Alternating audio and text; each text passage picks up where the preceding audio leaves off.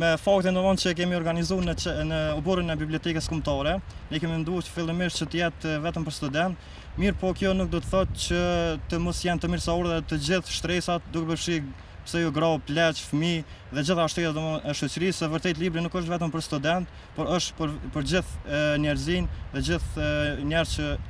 e kanë zgjedhur që për ushqimin e trurit dhe mendjes tyne ta kenë librin. Pikërisht me vetë shpallën e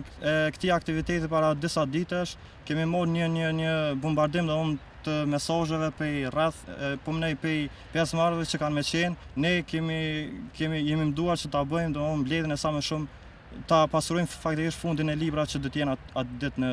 dispozicion, po ashtu besojmë që fundi do të rritet dhe do të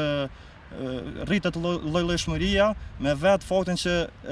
trenet do të sjellin libra dhe ai do të jetë pikërisht pasuria e vetë këtij aktiviteti.